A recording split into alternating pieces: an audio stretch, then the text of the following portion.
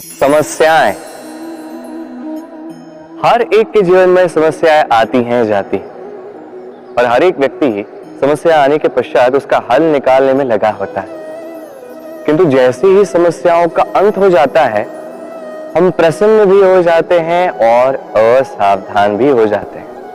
हमें लगता है कि हमने संपूर्ण रूप से समस्या का अंत कर दिया, किंतु कहीं ना कहीं एक छोटा सा बीज रह जाता है और वो बीज हमारी असावधानी की छाया में बढ़ता जाता है और फिर महासंकट बन के पुनः हम पर आक्रमण करता है।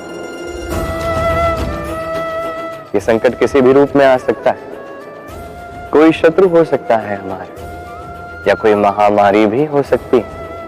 इसलिए सदैव सावधान रहना ही उचित है, क्योंकि असावधान होकर होता क्या है, हमारे सुरक्षा चक्र में एक छेद बन जाता है और हमारा अंत करने वाला बाण उस छेद से होकर हमारे हृदय तक पहुंच सकता है। तो हर समस्या का अंत कीजिए, जीते, उत्सव भी मनाएं, किंतु सावधान रहकर। कल, आज और कल, हमारा पूरा जीवन इसी के आसपास मंडराता रहता है। हम सदैव बीते हुए कल के विषय में सोचते रहते हैं। भूतकाल जिसमें हमसे कोई भूल हुई उसके विषय में सोच सोच के हम सदैव पछताते रहते हैं। ये उचित नहीं है। देखिए, बीते हुए कल से सीख प्राप्त कर लेना अत्यंत आवश्यक है, किंतु वो भूल पुनः ना दोहराई जाए ये कर्म तो आपको वर्तमान में ही करना है। क्यों? दूसरी बात है, हम सोचते हैं आने वाले कल के विषय, भविष्यकाल के विषय। हम सोचते हैं कल कर लेंगे, आज ये कार्य नहीं हो पाया, कोई बात नहीं, कल कर लेंगे। आज ये आरंभ ही हम कर नहीं पाए, कोई बात नहीं, हम कल कर लेंगे। आज का दिन ही अच्छा नहीं था, कोई बात नहीं, हम कल कर लेंगे। बात है, आप अपना समय व्यर्थ कर रहे हैं। देखिए, ये कल जो है ये कभी आपके हाथ नहीं आने वाला, इसलिए जो कार्य करना है वो आज ही कीजिए, कम से कम आरंभ ही कर दीजिए, क्योंकि आने वाला कल ये सदैव आपसे एक कदम आगे रहेगा, एक दिन आगे रहेगा। जानते हैं क्यों? क्योंकि ये कल आपकी प्रतीक्षा नहीं करता। फिर आप भी इसकी प्रतीक्षा मत कीजिए, जो करना है आज ही आरंभ कीजिए। कि जो व्यक्ति वर्तमान में अपनी नींव नहीं बनाता, भविष्य काल में उसका सुंदर सा शक्तिशाली सा भवन बनता ही। हमारे जीवन में दो प्रकार की संपत्ति होती है, एक होती है भौतिक संपत्ति, एक होती है जैविक संपत्ति। धन, संसाधन, सुविधाएं, भोजन, ये सब भौतिक श्रेणी में आता है।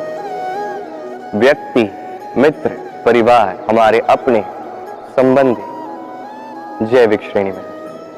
अब हर एक मनुष्य के लिए इस विभाजन को समझना अत्यंत आवश्यक है, क्योंकि सामान्यतः दो प्रकार के हमारे व्यवहार होते हैं, या तो हम प्रेम करते हैं या तो हम उपयोग करते हैं। और सबसे बड़ी भूल तब होती है जो हम समझ ही नहीं पाते कि प्रेम किससे करना है और उपयोग किसका करना है।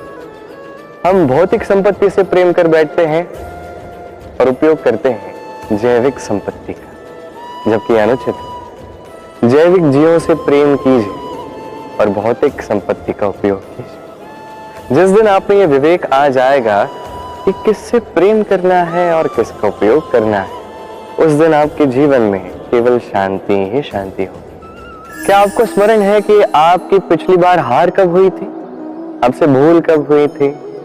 आपको असफलता कब प्राप्त हुई थी? पराजय कब प्राप्त हुई थी? नहीं? फिर तो आपने अपने जीवन की सबसे बड़े शिक्षक को खो दिया। आपकी पिछली हार, पराजय, भूल, यही आपके सबसे बड़े शिक्षक, सबसे बड़े सहायक हैं। यही आपको सिखाते हैं क्या करना है, क्या नहीं करना है। ये प्रकृति हमें क्या सिखाती है, ये समझने का प्रयास कीजिए। ऐसा कौन सा दिन है जिसकी रात नहीं होती? ऐसी कौन सी नदी है जो नहीं सूखती? ऐसा कौन सा वृक्ष है जिसके पत्ते नहीं झड़ते? होता ही है। किंतु यदि सूर्य हार मान ले तो रात्रि के पश्चात कभी प्रकाश वो दे ही नहीं पाएगा। यदि नदी हार मान ले वो पुनः वर्षा करवाने में कभी सहायता कर ही नहीं पाएगी। यदि वृक्ष हार मान ले तो वसंत ऋतु में ना वो नए पत्तों को जन्म दे सकते हैं, ना ग्रीष्म ऋतु में वो छाया प्रदान कर सकते हैं। यदि ये सब हार मान लेते तो धरा प्यासी रह जाती। प्रकृति हमें यही सिखाती है, हार, असफलता, पराजय ये हमारे जीवन में आएंगे ही आएंगे और हमें सिखाने के लिए आएंगे, हमारे हित के लिए आएंगे। तो अपना दृष्टिकोण भी वैसा ही रखिए। तो सकारात्मक दृष्टिकोण से इसे देखें, अपनी हार से, अपनी पराजय से सीखें और जीवन में आगे बढ़ें। कहते हैं ये जीवन एक युद्ध, एक लड़ाई, अपने अस्तित्व के लिए, अपने मूल्य के लिए, जो हम प्राप्त करना चाहते हैं उसके लिए। ये युद्ध जीतता कौन?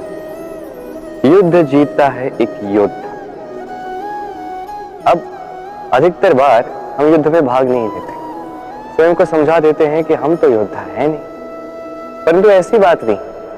एक अत्यंत महत्वपूर्ण बात जो आपको स्मरण रखनी चाहिए, कोई भी योद्धा जन्म से नहीं होता, वो योद्धा बनना चुनता है। वो योद्धा बनना तब चुनता है जब वो पीछे ना हटने का हट ठान लेता है।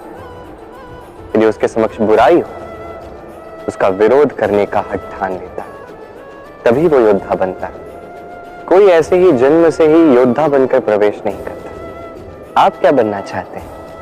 वो दर्शक बनना चाहते हैं जो रणभूमि में बैठते हैं, किसी और की वीरता पर तालियां बजाते हैं, या वो योद्धा बनना चाहते हैं जो अपनी वीरता का, अपने शौर्य का, अपने पराक्रम का प्रदर्शन करते हैं और उनकी प्रशंसा युगों युगों तक गूंजती। ना क्या है ये? ना कह पाना कठिन। इस संसार में हर एक वस्तु, हर एक व्यक्ति, हर एक स्थान, हर एक जाति, हर एक संप्रदाय का नाम है, परंतु क्या केवल ये नाम पर्याप्त है? कदापि नहीं। देखिए, कुछ नाम होते हैं जो जन्म से मिलते हैं। जैसे मेरा नाम रखा गया कृष्ण, किंतु बाद में मैया मुझे प्रेम से कान्हा बुलाती थी। जब मैंने गोवर्धन पर्वत उठाया तो सब मुझे गोविंद बुलाते थे। जब मैंने कंस का संहार किया तो सब मुझे कंसारी बुलाते थे। जब मैंने गीता में ज्ञान का उपदेश दिया तो सब मुझे योगेश्वर बुलाते थे। कुछ नाम होते हैं जो जन्म से मिलते हैं, कुछ नाम होते हैं जो कर्म से मिलते हैं। जन्म से मिलने वाले नाम मृत्यु के साथ उनका भी अंत हो जाता है, किंतु कर्म से मिलने वाले नाम मृत्यु के पश्चात भी रहते हैं। तो आप इस नाम के फेर में ना रहें, बस कर्म करते जाइए, ये मन आनंदित रहेगा।